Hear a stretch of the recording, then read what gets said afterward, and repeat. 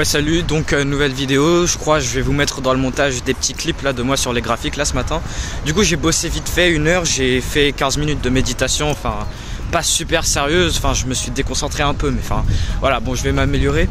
Là du coup je reprends, enfin non en fait je sais pas, mais hier soir je me suis dit vas-y, là je vais reprendre une vidéo en mode jour tryhard décembre. Enfin vous voyez, parce qu'avant je faisais des vidéos où genre je montrais mes journées, je faisais pas que du graphique, mais là jusqu'à maintenant j'ai fait vraiment du pur graphique. Mais là je vous refais une petite vidéo, je vous montre un peu une journée. Bon là ce matin je vous ai rien montré du tout, j'ai pas pu filmer un peu des trucs que je faisais. Enfin, après des fois en vrai on s'en fout un peu de ce que je fais. Mais putain ma coupe c'était... Wesh. Le vent il casse les couilles. Déjà que mes cheveux ils sont trop longs, là je dois aller chez le coiffeur hein, vraiment. Mais du coup ouais bon là je vais du coup là je vous refais une vidéo, enfin un peu comme ça en début du mois de décembre. Là vraiment c'est l'avant-dernier jour des fins des cours. Il y a une meuf qui est vraiment trop belle à qui je veux parler et genre on fait des ice contact et tout, enfin voilà. captez. Du coup là aujourd'hui genre vraiment là je vais la voir aujourd'hui. Enfin là du coup en dernière heure là elle est dans la classe dans la salle qui est juste derrière la nôtre. Du coup bah vas-y tranquille, faut pas que je la rate. En plus de ça on prend le même bus, alors vas-y frère. Là y a pas de... Déjà mardi en vrai j'avais raté une chance, mais ouais bon pas grave. Mais là aujourd'hui bon cherchez pas ma gueule hein. Ouais je ressemble à ça là comme ça le matin avec le vent et tout. Mes cheveux là c'est une catastrophe. Mais donc ouais bon bah vas-y, planning d'aujourd'hui, là je vais juste aller en cours. La journée elle sera plutôt longue. Mais ouais du coup j'essaie de lui choper, enfin l'ajouter sur Insta ou sur Snap, enfin je sais pas.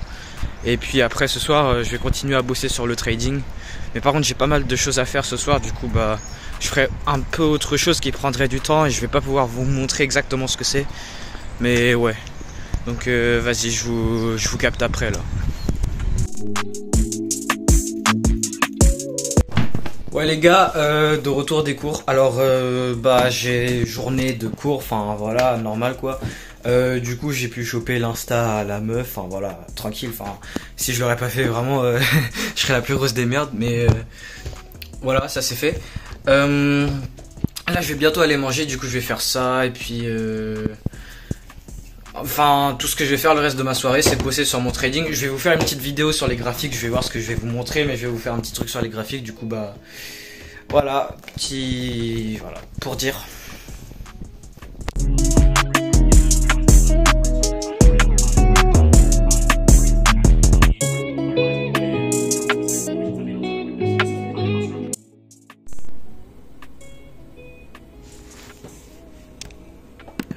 Ouais, re-salut, donc maintenant sur les graphiques. Alors en ce moment, enfin ceux qui suivent ma chaîne, vous savez que j'arrête un peu de trader le forex parce que enfin voilà, décembre, mois de merde, et je suis en gros drawdown sur ce mois, enfin je perds pas mal, du coup vas-y, je prends une petite pause, je reprends l'année prochaine du coup, enfin ouais, on est en fin d'année.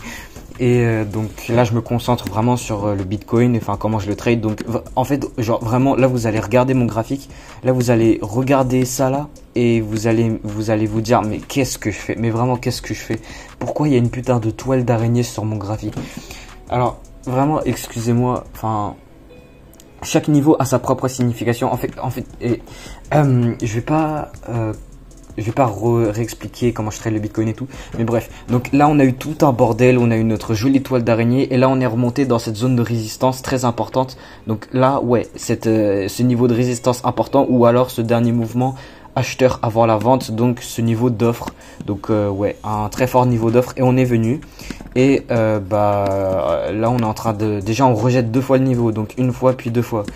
Et en fait le truc c'est que on est haussier sur le Bitcoin globalement, genre ouais, en fait juste globalement on est haussier. Là on est en plein bull run et moi je privilégie les achats. Donc pour moi enfin la résistance, le haut qui est là, il va se faire niquer quoi, il va se faire baiser. Donc moi on veut chercher des achats pour voilà monter. Donc là voilà, on a ce joli order flow haussier là. La trendline ici là s'est fait un peu tuer, mais c'est pas grave, enfin si on vient, on dépasse en dessous pour ensuite remonter dedans.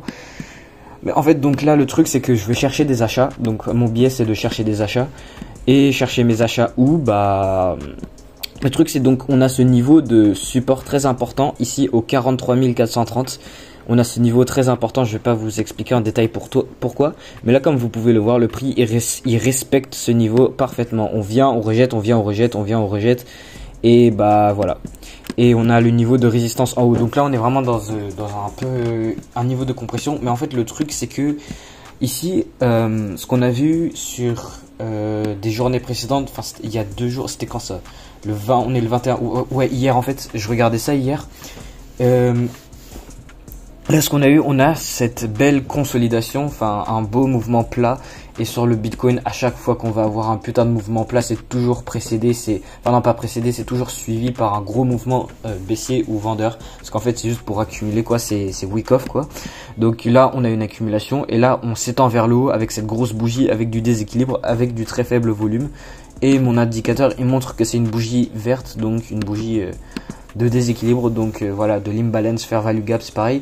En fait le truc c'est que on a ce niveau de demande avec ce gap à venir fermer, donc là on revient, on ferme un peu la moitié mais il reste un peu en dessous, et là il y a énormément de volume dans ce niveau de consolidation. Donc moi vraiment où vraiment je verrais des achats, c'est absolument dans ce niveau là, mais genre vraiment si le prix vient là dedans, je cherche mon achat, je cherche ma confirmation sur les intervalles de temps plus petites. Et donc en fait le problème c'est juste on est en train de rejeter cette support et on va peut-être, très probablement venir niquer la résistance à partir de ce niveau là. Mais après ce qui est possible c'est que, du coup vu que là il y a tout le monde qui est en train d'acheter sur la zone de support, bah leurs stop loss ils sont où? Leurs stop loss, les stop loss ils sont en dessous. Donc là il y a toute cette liquidité vendeuse qui va permettre au marché d'acheter, parce que si du coup le composite man il veut acheter, bah il lui faut la liquidité en vente, il lui faut la contrepartie en vente. Quand moi j'achète un bitcoin, il y a quelqu'un d'autre qui est en train de me le vendre. Ça s'appelle les marchés, c'est comme ça que ça marche. Donc là on a des positions en négatif, là on a des ordres à venir chercher. Et bah déjà on a ça, mais en fait sur le Bitcoin, en fait si ça serait le Forex, genre vraiment je verrais ça. Mais sur le Bitcoin, tout ce qui est des déséquilibres, les zones d'offre et de demande, on les respecte pas forcément. Donc pour moi je verrais juste en vrai, genre vraiment Bitcoin c'est pur support et résistance. Enfin le marché, la nature du marché fait en sorte de respecter des niveaux clés dans le marché, c'est de cette manière que je trade.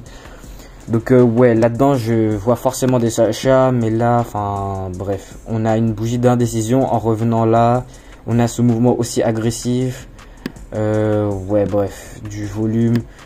Bon ouais, en fait le billet c'est juste globalement acheter, mais acheter à des bons endroits quoi. Là on a cette support qui se fait tenir et on a le niveau qui est juste en dessous, avec énormément de liquidité qui serait en dessous de tous ces bas du coup. Mais donc ouais voilà, c'est tout, c'est mon billet pour les jours à venir. On va juste monter, exploser. Ma cible c'est les 48 000 avec Fibonacci. J'ai mesuré du coup, je sais comment on mesure les prédictions. En fait les marchés c'est vraiment mathématique en vrai. On pourrait trader avec les maths, vraiment. Parce que moi j'ai déjà tradé purement avec des outils Fibonacci, moi je vous dis ça marche. Bref, donc voilà ma belle toile d'araignée, c'est pas de la merde, à chaque niveau c'est mis là exprès, c'est sa propre importance, j'arrive pas à dire. Donc voilà, bref, je vais arrêter de parler, la vidéo, vas-y je vais la terminer. Il est 22h46, la vidéo elle va sortir plus tôt tard, mais bref. Donc vas-y, allez salut, puis voilà, bon trading, salut.